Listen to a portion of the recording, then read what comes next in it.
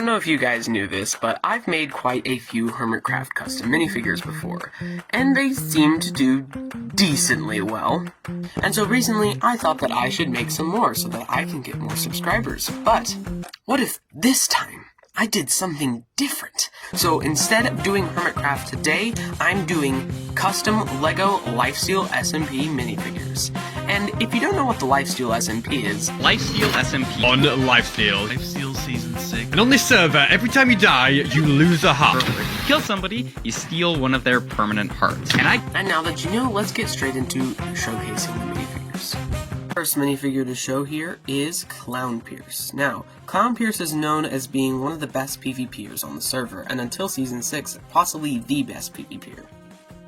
Now, this Clown Pierce minifigure is actually extremely basic, just using completely black parts, a custom torso sticker, and a custom face print sticker, both of which you can find in the description for free, of course, as well as every other sticker in this video. Clown Pierce turned out really good. His design is pretty basic, and if you want to know how to cut out and apply these stickers, let me explain it to you real quick. When you go to print, go to more settings and set the DPI for 1200 for the best results.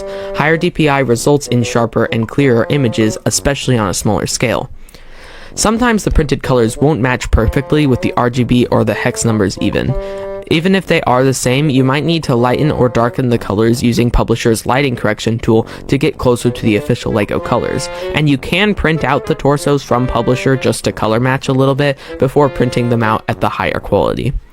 Once you have everything color corrected, print it out and cover it with a clear tape.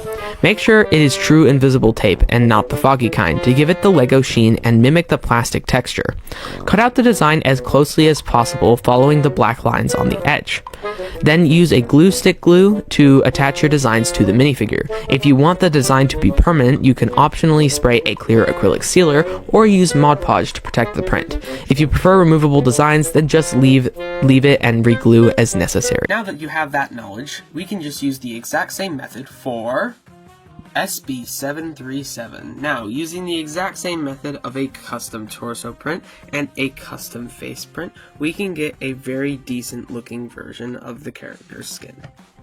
This one actually does have something to mention about it though, because his skin in the actual game does have a black head, but I thought it contrasted really weird with the Lego and especially with the sunglasses, so I went ahead and designed mine in gray, and I think it looks pretty decent and conveys the character pretty well. And finally, the one you've all been waiting for.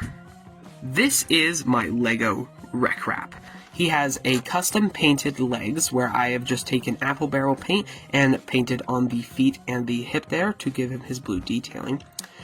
He has the same paint method for the tops of his arms. He has a custom torso sticker on his torso that you can find in the description with the other ones, and a regular Lego Minecraft Steve head. Now you might be looking at these little blue things on his wrists. This is actually a brand new method that I found out about recently called stud cuffing, where you take the studs of bricks like this that are hollow and use a knife to slice them off, and they fit right onto the wrists of Lego minifigures.